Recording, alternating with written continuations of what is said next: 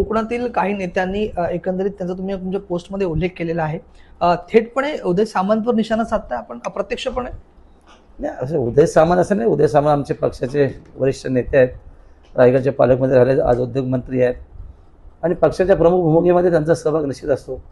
बरेचसे आमचे आदरणीय नेते आहेत, मंत्री आहेत, पण अनेक चर्चा उलटफेर होतात. मग पालकमंत्र्यासाठी तडजोड झाली का, या सगळ्या गोष्टी अपमानजनक निश्चित आहेत आणि म्हणून ही चर्चा खरं तर पार्टी स्तरावरती होणं काळाची गरज होती. पण उशीर झाला त्या सगळ्या गोष्टीला आणि कळत न कळत लोकांनी आरोप प्रत्यारोप सुरू केले. आता काही सुपुत्र वेगळ्या पद्धतीने बोलतात. खरं म्हणजे राजकीय प्रगल्भता पाहिजे. स्वार्थ तर सगळ्यांना असतो, पण स्वार्थापोटी आपलं इमान घाण टाकणं हे काय शोभनीय नक्की नाही आहे. अजूनही प्रगल्भता येणं ही काळाची गरज आहे आणि म्हणून किंवा स्वार्थापोटी अशा सगळ्या बोलून जाणं, शेवटी लोकात चेहरा वाचतात आणि कुठल्याही माणसाचा राजकीय नेत्याचा चेहरा हे आपले मतदार किंवा आपले वोटर्स किंवा आपले चाहते वाचतात. सत्यताच लोकांसमोर नक्की येते आणि प्रत्येक राजकीय नेत्याने आपली परिभाषा बोलताना त्याचं भान नक्की ठेवलं पाहिजे. तुमच्या पोस्टमध्ये तुम्ही लिहिलंय की माझा आत्मविश्वास माझ्याच काही नेत्यांनी कमी करण्याचा प्रयत्न केला. एकंदरीत कोकणातील नेते म्हणून उदय सामंतच आपल्या पक्षाचे आहेत. एकंदरीत थेट त्यांच्यावरती निशाणा आहे. आणि दुसरी महत्त्वाची गोष्ट म्हणजे उमेदवारी मागे घेण्याची इच्छा आपली नव्हती, मात्र पक्षश्रेष्ठीचा आदेश जो आहे तो मानून आपण उमेदवारी मागे घेतली का? कारण का आमच्या माहितीनुसार अनेक कार्यकर्ते आपल्याकडे आले, अनेक कार्यकर्त्यांचे आपल्याला फोन देखील आले की उमेदवारी मागे घेऊ नका म्हणून. कसं पाहता या सर्व राजकीय परिस्थितीकडे? नाही, ह्या सगळ्या चर्चेमध्ये कोकणाच्या वरिष्ठ नेत्यांनी खऱ्या अर्थाने पार्टी मिटिंग, पक्षाची मिटिंग किंवा प्रमुख पदाधिकाऱ्यांबरोबर संवाद साधणं काळाची गरज आहे.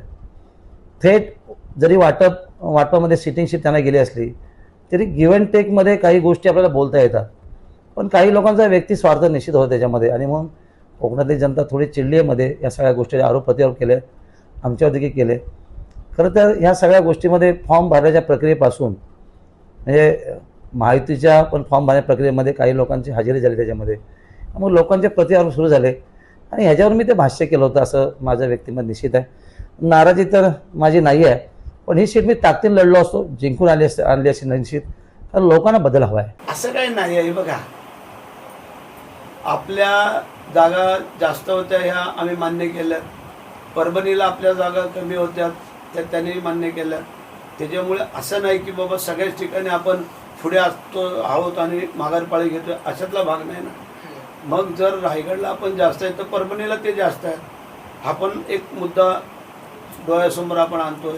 पण आम्ही ती सीट मागितली होती, त्याची काही कारणं होती हे आपल्याला सगळ्यांना माहिती आहे, जग जाहीर झालं होतं. परंतु ज्यावेळेला आमचे नेते मंडळी वरिष्ठ ज्यावेळेला विचार करतात आणि त्यांनी विचारांती जेव्हा निर्णय घेतलेला आहे तो आम्हाला शिवसेनेकडून मान्य करावा लागतो.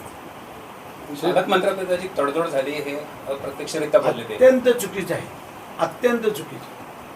पालकमंत्र्यांचं ज्या माणसाने 2.5 वर्ष तर मंत्रीपद सोडलं होतं, पालकमंत्री किस चीज की बात आहे? असं नाही ना, बोलायला कोणी काही बोलू शकतो, परंतु वस्तुस्थिती पण नजरेसमोर ठेवायला पाहिजे की आम्ही त्याग करणारी मंडळी आहोत ना. असं नाही आहे. बाकी संघर्ष हे ते आपण करतच राहिलेलं आहे. परंतु वरिष्ठ ज्यावेळेला आपले चारी बाजूने विचार करून सांगतात त्यावेळेला आमच्यासारख्या लोकांनी पण ऐकणं गरजेचं आहे.